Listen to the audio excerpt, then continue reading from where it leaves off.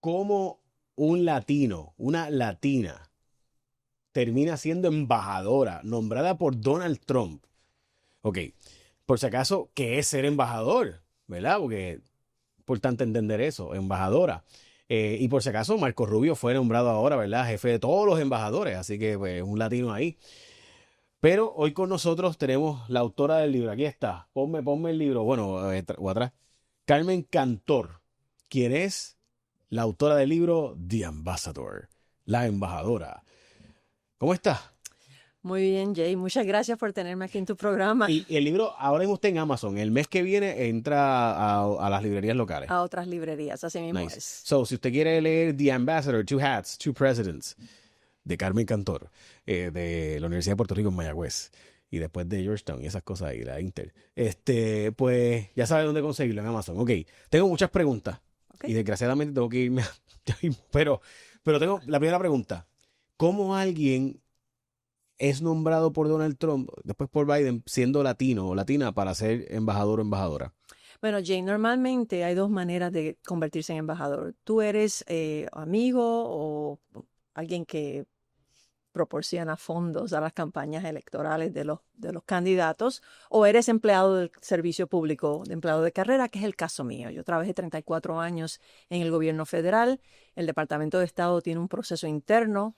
Normalmente 60-70% de las posiciones de embajadores son para empleados de carrera. Esto es algo que las personas no lo saben. Las personas siempre reconocen los nombres como Caroline Kennedy o Emanuel Rand, pero así es como surgió la cosa. Me llamaron, me dijeron, nos interesa nominarte como embajadora. Hemos estado observando tu carrera como servidora pública por muchos años y pues esto ocurrió en el 2019 y aquí estamos.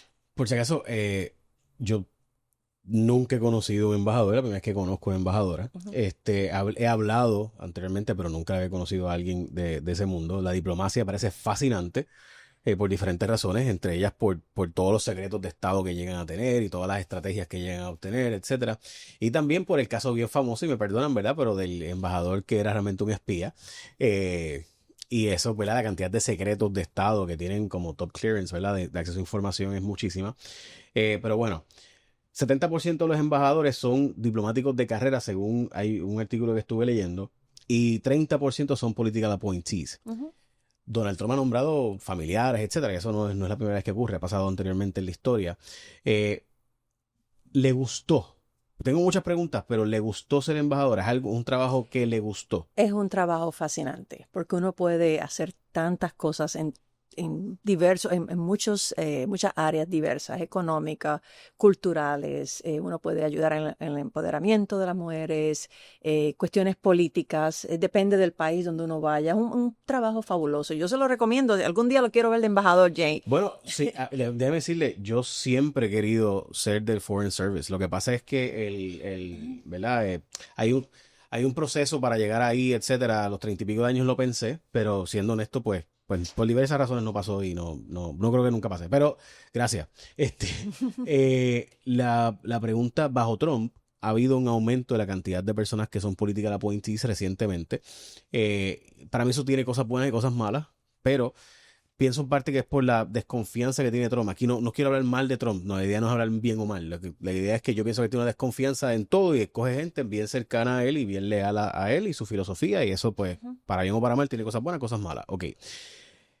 Su experiencia como embajadora, ¿cómo finalmente cuando empieza, la nombran, pasa COVID? So, ¿cómo realmente pudo ser embajadora? Porque embajada significa tener muchos contactos, hablar con mucha gente, participar de actividades, la diplomacia de no me llevo contigo, pero sonreímos, aunque somos enemigos realmente. Sí, Ujú. así que los chinos que estaban por ahí cercanos, pues estamos en guerra, ¿verdad? Diplomática. ¿Cómo funciona eso? Pues mira, yo te quiero decir, la experiencia mía fue única. Yo tuve como embajadora durante la pandemia. Yo llegué a Micronesia el 30 de enero del 2020. El 31 de enero a las 10 de la mañana yo presenté mis credenciales al presidente de la nación. 4 horas más tarde, él cerró las fronteras de Micronesia porque él estaba escuchando lo que estaba sucediendo en China. Micronesia es un país que no está desarrollado y tiene muchos problemas con la salud y él sabía que si el COVID entraba a ese país o la enfermedad que estaba circulando, iba a ser desastroso para el país. Así que durante mi estancia en Micronesia por 2 años y medio, yo me enfoqué en ayudar a la nación a prepararse para la entrada eventual del COVID que ocurrió en el 2022. Y ellos pudieron aguantarlo por 2 años. Wow. O sea que mientras el resto del mundo estaba con las máscaras y el distanciamiento social, en Micronesia nosotros seguimos trabajando normalmente porque no teníamos el COVID. Son como 600 islas, así que... Son- ¿Y cómo lograron evitar que se...? Porque la gente comparte entre las islas. Porque cerraron las fronteras totalmente. Mira, La Jay, gente no entra por otra área. no, bueno, me imagino, porque es 600 islas, yo me imagino que hubo algún tipo de cosas que no debieron ser, pero él cerró las fronteras. Ese país tenía un total de 36 vuelos al mes, Ujú. entrada y salida. Durante el COVID bajó a un vuelo por mes. La gente podía irse, pero nadie podía entrar. Mm. Y así fue como lo aguantaron por 2 años y medio. Y durante ese tiempo, pues los ayudamos con entrenamiento de los ventiladores, traímos las vacunas, hubo mucha educación. ¿Y a la gente aceptó las vacunas? ¿O eso fue...? No, Porque son 115.000, 120.000 habitantes, ¿right? un poquito menos, pero sí hubo mucha controversia porque esto es una cosa que mucha gente no sabe. Los ciudadanos de Micronesia, cuando el presidente de Micronesia cerró las fronteras, ni siquiera los propios ciudadanos podían regresar al país. Y yo siempre digo, Jay, imagínate que eso hubiera sucedido en los Estados Unidos. Ujú. Cuando llegó el COVID, mira, si te quedaste en Europa, te quedas en Europa. Los ciudadanos se quedaron fuera del país. Y había mucha tristeza, pero a la misma vez había mucha gente que no querían que abrieran las fronteras porque le tenían miedo a la enfermedad. A mí me parece interesante porque Micronesia tiene una población bien, bien, bien joven. O sea, de todos los datos que leí para hacer esta entrevista, el más interesante que me pareció es que la edad promedio o la mediana edad es bien joven, 27 años, which, ¿por qué? O sea, ¿qué particularidad, por qué es eso? ¿Hay alguna razón? No hay, la población no es muy envejeciente porque hay muchas enfermedades, por ejemplo, la diabetes. O sea, que sí hay una población bastante joven, pero también quiero decir, hay mucha gente que está emigrando de Micronesia, se están yendo del país. El número que dijiste, 115.000 personas, yo creo que ahora está como 90.000. ¿Y a dónde van? Se van normalmente a los Estados Unidos, se van a Hawái, hay algunas áreas en Estados Unidos donde se van a Missouri, a Kansas. No sé por qué escogieron ciertas De seguro hubo áreas. unos que se fueron primero y los demás, ¿verdad? Chain Sí, migration. exacto. ¿Y qué ciudadanía tienen? Ellos son ciudadanos de Micronesia, pero ellos dentro de el pacto que tienen de libre asociación, tienen el derecho a viajar a los Estados Unidos, trabajar y estudiar, residir sin tener que utilizar una visa. A cambio, ellos reciben ayudas económicas de los Estados Unidos y los Estados Unidos tienen el derecho a prohibir la entrada de otros países en cuestiones militares. Nosotros, los Estados Unidos, somos el servicio militar de Micronesia en caso de que hubiera algún tipo Ujú. de situación. O sea que a él, como parte del pacto de libre asociación, básicamente en caso de que haya falta una base militar, pues estaría Micronesia básicamente en un acuerdo de poder utilizarse como una situación militar Se ha mencionado, pero no hay ninguna base militar en Micronesia. todavía. No, sinceramente, que me ría, pero... no sé si la haya porque hay una en las Islas Marshall que están al lado y está vecina. Guam bien cerquita también. Ujú, En Guam, de Micronesia a Guam es un vuelo de 2 horas y en Guam hay 3 bases militares. ujú. Sí, sí, Guam es la zona militar de Estados Unidos en esa área. De hecho, todo el mundo dice que sería el primer target en caso de una situación. Me imagino que también es parte de, pero nada, por diferentes razones. He estado leyendo recientemente que Estados Unidos y el New York Times tiene unos cuantos artículos de cómo han estado reabriendo pistas y zonas que usaron para la Segunda Guerra Mundial Ujú. como áreas ¿verdad? De interés, digamos, no necesariamente para tener una operación militar, pero sí para tenerlos como estrategia, como posibilidad de uso, aunque sea momentáneo. Ujú. Y evidentemente, pues la posibilidad de una confrontación con China particularmente, que está sembrando islas por allí, o sea, eso es una realidad. O sea, China está literalmente sembrando islas, o sea, construyen pues, islas. Ujú. Si usted no lo sabe, búsquelo. Está en montones de redes sociales, montones de artículos de esto. Y esa situación con China, ¿cómo la pudo trabajar?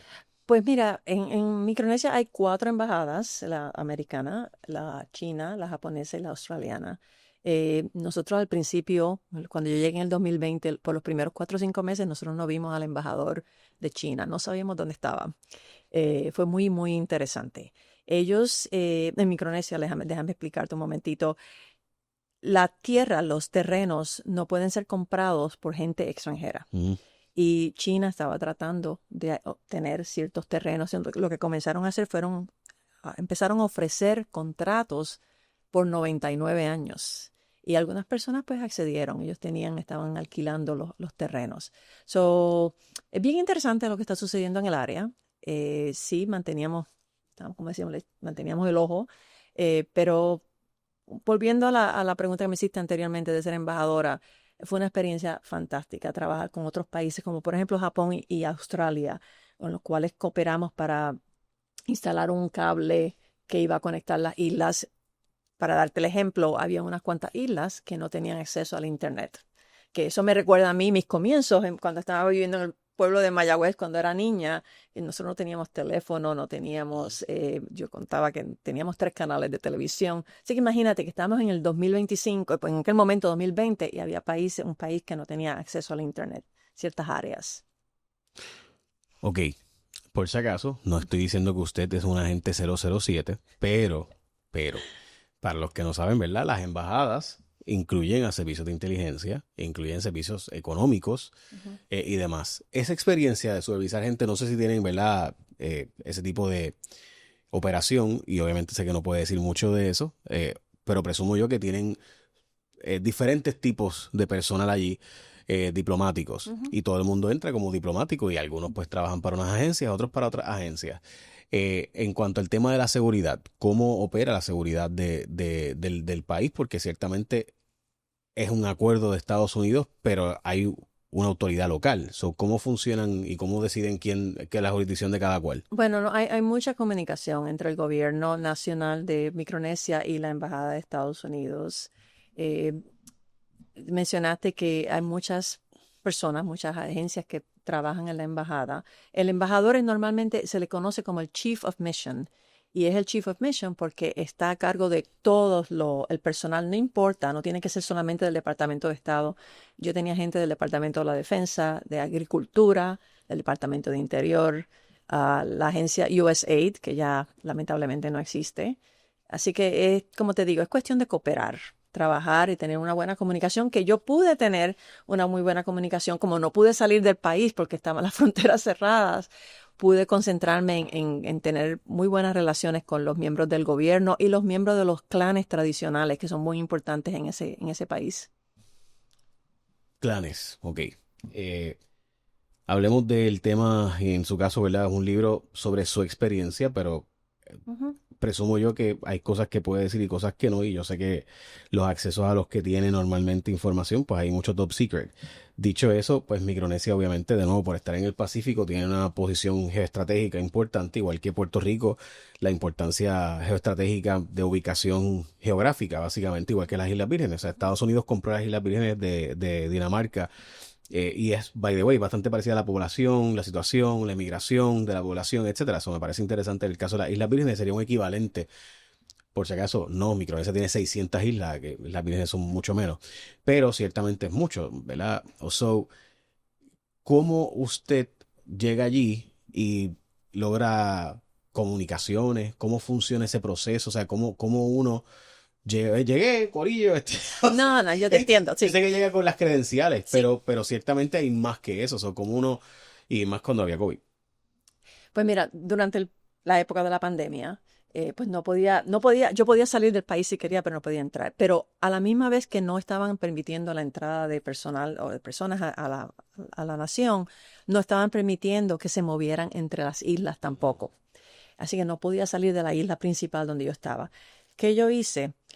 De la misma manera que yo nunca me imaginé que yo iba a ser embajadora, te comenté, estudié en escuelas públicas, todo eso. Nunca me imaginé que iba a ser escritora. Yo fui radio show host en Ok. Micronesia, porque el radio, la radio, es la manera en la que la gente se comunica. El radio, la radio y el Facebook. Todas las cosas que nosotros hacíamos en la embajada, nosotros nos asegurábamos que estaban en las redes sociales, que era el Facebook, y a la misma vez teníamos este show que le llamamos American Waves, lo transmitíamos todas las semanas, hablábamos de las cosas que estaba haciendo la embajada para ayudar al país, entrevistábamos personajes, teníamos música, teníamos diferentes áreas que discutíamos. Fue una experiencia que, vuelvo y te digo, tampoco me imaginé ser radio show host en otro país. ¿Allí qué idioma se habla? Mira, ellos hablan inglés, pero tienen 4 idiomas. Chuukese, Pohnpeian, Yapese y Kosharayan, y tienen más de 50 dialectos. Ok. Pasa que son chiquitos y divididos. Es increíble, es increíble. Pero que en inglés los unifican, ¿no? Sí, el inglés los unifica. Yo trataba cada vez que iba a hablar con ellos de hablar ciertas palabras en el idioma de ellos, y ellos lo apreciaban mucho. Es como cuando viene gente aquí tratando de hablar español, uno aprecia el esfuerzo.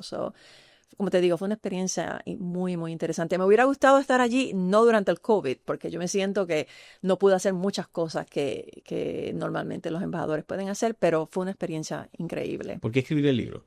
Mira, escribí el libro por varias razones. Cuando estuve allí y la gente en la embajada y en el país empezaron a conocer de mí, ellos empezaron a sembrar esa semillita. Embajador, usted debería escribir el libro de su historia. Yo, "Pues, ¿para qué voy a escribir la historia mía, verdad?"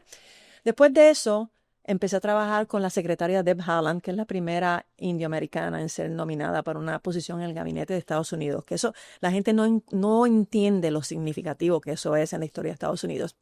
Empiezo a trabajar para ella y estoy haciendo muchísimas cosas que son increíbles. Y me pongo a pensar, espérate un momentito, yo trabajé con Hillary Clinton, yo trabajé con Colin Powell, yo trabajé con John Kerry, Anthony Blinken, yo he conocido a Anthony Fauci, yo conocí a Plácido Domingo, conocí a María Elena Salinas. He podido hacer muchas cosas que, vuelvo y te digo, saliendo de las montañitas de Mayagüez, del campo de Mayagüez, yo nunca me imaginé. Cuando terminé mi trabajo, me retiré hace como 8 meses, yo dije, bueno, voy a escribir este libro para que mis hijas sepan mi historia. Y esa fue la idea principal, la idea original. Ahora te voy a decir algo, Jay. Como a los 2 meses de yo haber comenzado a escribir el libro, yo no sé si tú te acuerdas, el New York Times reportó que cuando la administración cambió, muchas páginas de web y de internet que tienen que ver con mujeres y minorías estaban siendo eliminadas. Hace como 3 años, el Museum of American Diplomacy escribió un artículo sobre mi trayectoria desde Mayagüez a Micronesia. Fue un artículo muy bueno. Yo me pongo a hacer mi research para el libro, desapareció el artículo. Me pongo a buscar. Por si acaso, discúlpeme que yo sé que usted sabe lo que está hablando, no necesariamente la audiencia. Uh-huh. Cuando la administración Trump llegó, empezaron a borrar todo lo que ellos entendieran que fuera DEI. DEI, incluyendo DEI hires. Uh-huh. O sea, personas o historias que fueran para fomentar el tema de la diversidad, la equidad y la inclusión. Independientemente de la posición que usted tenga a favor o en contra, me refiero a usted como la audiencia. Lo cierto es que eso en un momento borraron hasta Enola Gay. Que fue ¿verdad? Uno de los aviones más históricos, ¿verdad? E importantes, pero como decía Gay, pues lo borraron porque básicamente buscaron keywords y borraron todo lo que fuera palabras clave, como primera mujer tal cosa, borrado, primera afroamericana, borrado, y después pues bregaremos, ¿verdad? Esa fue la filosofía. Y ahorita como usted habló de Deb Haaland, estamos hablando, yo sé que usted sabe que es indoamericana, ¿no? Pero es la primera mujer nativoamericana, de origen nativoamericano, en estar en un gabinete de un presidente, y pues eso no es cualquier cosa. O sea, estamos hablando de 200 años de historia de casi borrar en la nación a todas las naciones originales que vivían allí, nativoamericanas, y que de repente ella de Nuevo México termine siendo, pues no es cualquier cosa. Y todas esas historias empezaron a ser borradas y alguien tiene que volverlas a contar. Exactamente. Y mi historia fue borrada y la historia de otros embajadores latinos, afroamericanos, asiáticos fue borrada también. Y en ese momento yo no me imaginé el impacto que eso tuvo en mí. Yo dije, yo estoy escribiendo este libro ahora tiene otro propósito. Mencionaste a Deb Haaland. Deb Haaland me escribió el forward del libro. Yo tengo una relación muy buena con ella. Está ahora mismo corriendo para ser gobernadora en Nuevo México. Uh-huh. Así que estoy muy, muy, muy emocionada de que pude tener esta oportunidad de escribir sobre mi infancia, que yo estudié, cómo yo llegué a ser embajadora. Hablo de obstáculos, hablo de cómo balancear la vida profesional, la vida personal. Perdóname que le interrumpa, pero es que, por si acaso, me sorprendió la de Haaland, no sabía. Lo dice el libro. Sí, lo dice ahí. Sí. Ok, ¿por qué en particular es muy importante y nosotros en Puerto Rico deberíamos darle importancia a la posición de ella? Pues estamos hablando de que el departamento que antes se usaba en un momento dado para perseguir y, ¿verdad?, porque pues eso en un momento dado, eso fue la historia, pues de repente dirigido por alguien que es una nativa americana, ¿sabes? Tiene una Increíble. importancia Ujú. para histórica, ¿no? Y esa es la persona, y usted trabajó con ella, o sea, Directamente, ella era mi jefa. ok. Yo hablaba, yo no me imaginaba de eso tampoco. Pues, vuelvo y te digo, esas fueron las cosas que me motivaron a mí a escribir el libro. Tuve interacciones con todas estas personas que uno lee en los libros de historia. Y de cuándo acá una jibarita de Mayagüez. O sea, y lo que quiero hacer con el libro es inspirar a niños, a personas que, ¿sabe? Uno va a encontrar obstáculos, pero no importa de dónde uno venga, si uno tiene esa actitud de que sí se puede y uno trabaja fuerte, uno puede llegar a posiciones como esta. Yo logré ser nominada por dos presidentes de partidos opuestos, el presidente Trump y el presidente Biden. Esto no es normal. Y eso muchas personas me lo reconocieron, me dijeron, Carmen, tienes que escribir tu historia, porque ¿cuántas personas pueden decir que fueron nominados por dos presidentes diferentes, de diferentes partidos? Eh, yo voy a decirles algo, ¿verdad? De por qué es tan importante, porque sé que mucha gente que va a escuchar esto quizás no llegue a la parte porque el Departamento de Interior.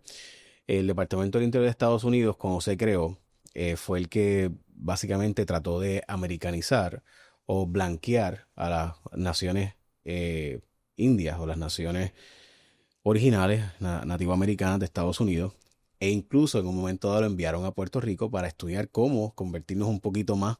Y de hecho, en un momento dado se habló de quitarnos el idioma y pues, quitarnos el español, etcétera. So, nada, les digo eso para dejarle esa embocadura para que lo lean, porque ese no es el tema.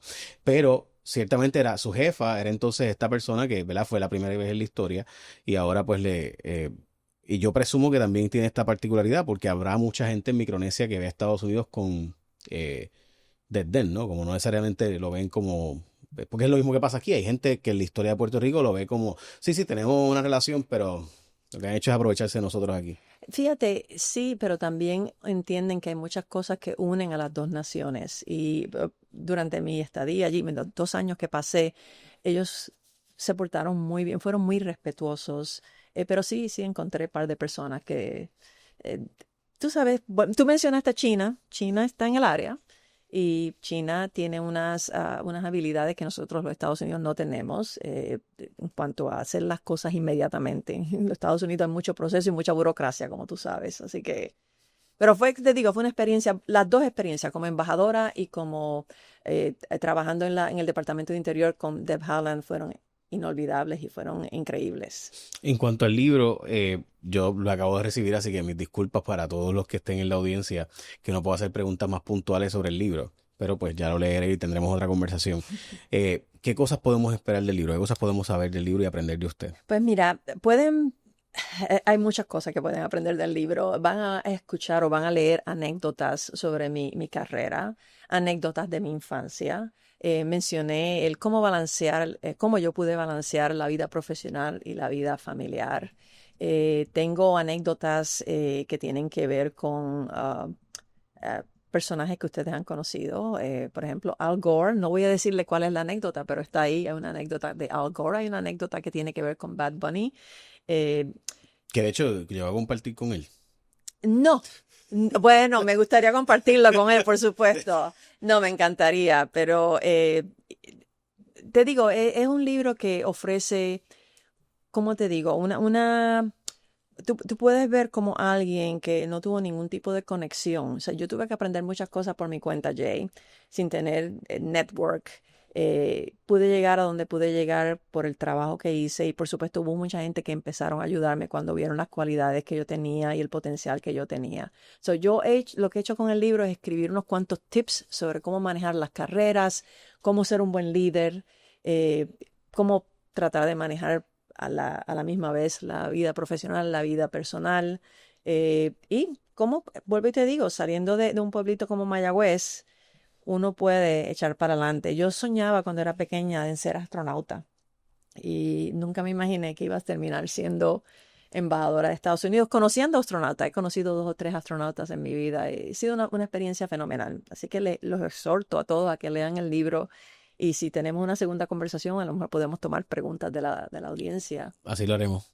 Tengo varias preguntas adicionales, entre ellas, eh, cuando se hacen reuniones ¿alguna vez se ha hecho una reunión de los embajadores de aquí? O sea, alguna vez, porque yo sé de Mari Carmen Aponte, obviamente, que es la decana, por así decirlo. Mondragón también, en un momento dado, el embajador Gabriel Guerra Mondragón, que fue embajador si no me equivoco, en Chile. Eh, Sé que creo que hay uno nombrado por Trump ahora, que tengo entendido que es de origen puertorriqueño, que es Bernardo Navarro, pero no estoy seguro. Porque no lo conozco, no sé de quién trata, ¿no? No ha habido un tipo de conversación así de como hacer un tipo de reunión y pues, contar las experiencias, porque de nuevo, el caso de Puerto Rico es bien particular porque somos Ujú, Estados Unidos. ujú, Are we? ujú, Entonces, obviamente, ujú, en su caso, usted es Estados Unidos para quienes no necesariamente dominan el que hace un embajador. El embajador literalmente es como un pedazo de Estados Unidos en la región. O sea, la embajada de Chile de Estados Unidos en Chile es Estados Unidos en Chile. Literalmente lo que pasa allá adentro pasa en Estados Unidos, aunque esté pasando en Panamá o esté ocurriendo en Costa Rica. ujú.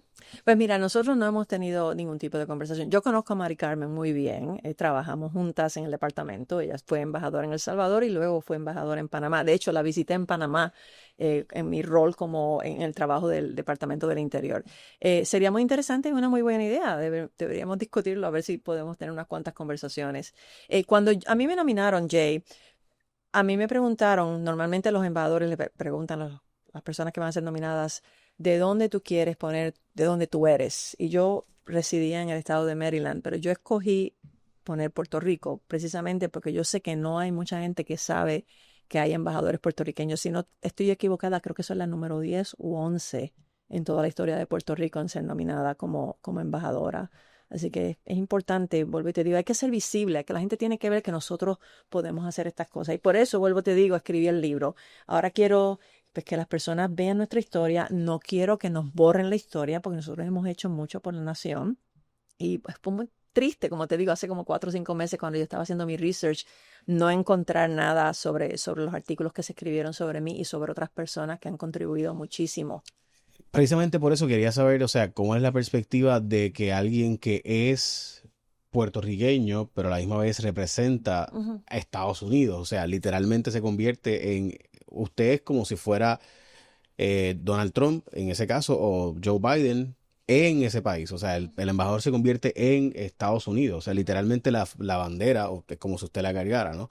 Eh, y eso quizás hace bien peculiar porque hay mucha gente que nos considera como un pueblo invadido, un pueblo. ¿Cómo usted, cuando me imagino que si alguna vez le preguntaron sobre eso, alguna vez le ha tenido que contestar eso? ¿Cómo se siente? Fíjate, ¿Cómo se percibe? ¿No? no, no, nunca me han preguntado eso, pero sí te quiero decir algo. Cuando yo llegué a Micronesia, el pueblo de Micronesia, el gobierno de Micronesia estaba muy contento de que alguien que provenía de una isla, Un territorio. un territorio, estaba, porque ellos me dijeron, usted entiende los problemas que nosotros tenemos, los problemas climáticos, los problemas económicos.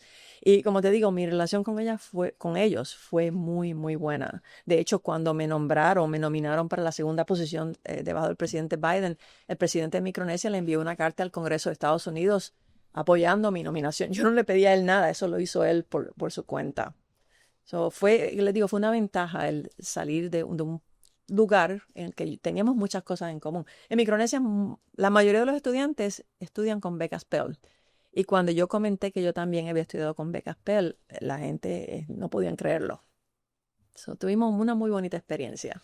¿Qué hubiera hecho diferente En Micronesia, como embajador? como embajadora, es una pregunta difícil porque si me hubiera encantado ir como embajadora sin que hubiera una pandemia. Y yo sé que eso no lo podíamos controlar, ¿verdad?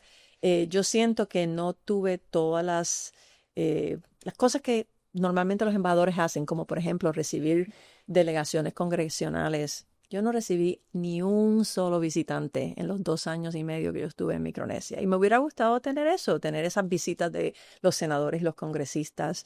Eh, el país recibía muchas visitas de las diferentes agencias gubernamentales de Estados Unidos. Le digo, ninguna agencia podía entrar al país. Así que eso me hubiera gustado tener esa oportunidad. Pero por el otro lado, tuve la oportunidad de hacer otras cosas que me ayudaron a fortalecer la relación con Estados Unidos. El último capítulo del libro se lo quiero comentar y es como un teaser. Durante el tiempo que yo estuve allí, los clanes de Micronesia me confirieron títulos de realeza de Micronesia. Y imagínense, vuelvo y le digo, una jibarita de Mayagüez le están dando unos títulos de realeza de otro país. Eso es una cosa increíble para mí. Lo describo en mi último capítulo del libro. Yo pude ir a Micronesia, o sea, se puede ir. Sí, Si sí, un ciudadano americano puede entrar. Lo que no sí. puede es comprar propiedad. No puede comprar propiedad, puede visitar. Vuelvo y le digo, es un país que no está muy desarrollado, pero es un país bellísimo en cuestiones el mar, los corales, la vida marina, es increíble. Puede ir a Micronesia, es un viaje muy largo, le va a tomar por lo menos 4 aviones y 2 días llegar allá. Es un maratón, pero vale la pena entrar allá. Y tiene que estar bien pendiente si piensa ir, porque los vuelos no son todos los días. Así que si piensa ir, voy un día y me voy al otro. Lo que pasa es que para los que, ¿verdad? Yo sé que usted no sabe, pero usted lo sabe, pero Estados Unidos son 57 países, o sea, 57 estados o regiones, territorios, 57 territorios, y hay un atolón, etcétera. Entonces, ¿qué pasa? Que Hawái se convierte en estado, y siempre se ha dicho, ¿verdad?, que Hawái perdió su identidad por convertirse en estado. Entonces, Micronesia y Samoa tienen esta particularidad de que tienen esta relación con Estados Unidos, pero tampoco no permiten el que se compre por parte de un ciudadano americano, ¿verdad? Algo. Los chinos resolvieron el problema de eso con rentar por 99 años. Ujú, Entonces, ujú. entonces Interesante. la cosa es que eso tiene, ¿verdad? Eso tiene unas particularidades porque es una forma también de poco a poco ir tratando de entrar y hacer inversiones y eventualmente pues cambiar la relación que tiene con Estados Unidos para hacer una relación más favorable hacia China, y eso es parte de las estrategias de China de 200 años, 300 años, y hacer una dictadura pues pueden hacerlo mucho más rápido y mucho más ágil, ¿verdad? Que las burocracias democráticas, que tienen cosas muy buenas. Yo prefiero la democracia muchas veces, pero tiene cosas más difíciles y esos retos. ¿Algo más que quiera decirle a la audiencia sobre el tema del libro? Que lo pueden conseguir de nuevo en Amazon. Recuerda que lo pueden conseguir en Amazon, y dentro del próximo mes The Ambassador lo puedes conseguir también en una librería local. Bueno, quiero decir 2 cosas. Primero que nada, yo sé que la pregunta va a salir de ¿cuándo lo vas a sacar en español? El plan es sacarlo en español el próximo año. Yo, si hubiera querido sacarlo en español ahora, hubiera tenido que esperar. Y como te dije, después que me sucedió, que vi que mi historia estaba siendo borrada, yo dije, yo quiero sacar este libro lo más pronto posible. Ya el mes de la herencia hispana está por llegar en septiembre, y me gustaría que nuestra historia se conociera. Y quiero exhortar a todas las personas que escriban su historia, que es muy importante compartirla para que otras personas se motiven. Eh, Jay, te agradezco muchísimo, muchísimo el que me tuvieras aquí en el programa. Eh, ha sido, te digo, una experiencia increíble el poder trabajar como servidora pública. Otro de los tópicos que yo discuto en el libro, la importancia del servicio público, cómo podemos influenciar en las políticas públicas. Y me gustaría pues que las personas vieran eso, entendieran qué importante eso es, y también que si yo lo pude hacer, ustedes también lo pueden hacer. Yo te veo a ti como embajador uno de estos días. Así que tú dices que no, pero sí te veo como embajador. Oye, yo puedo ser embajador de la buena voluntad, de Goodwill. Pero Ya gracias. sabes. Gracias. Yo sí quería, al contrario, agradecerle, y yo sé obviamente que mucha gente va a escuchar esta entrevista y va a decir, pero Micronesia es muy importante. Y yo digo, parte del problema que nosotros hemos tenido, creo yo, como país, es no tener una visión geopolítica, o sea, una visión más allá de la isla. Ujú. Y la historia de Micronesia y la historia de Puerto Rico es bien similar, por diferentes razones, ¿verdad?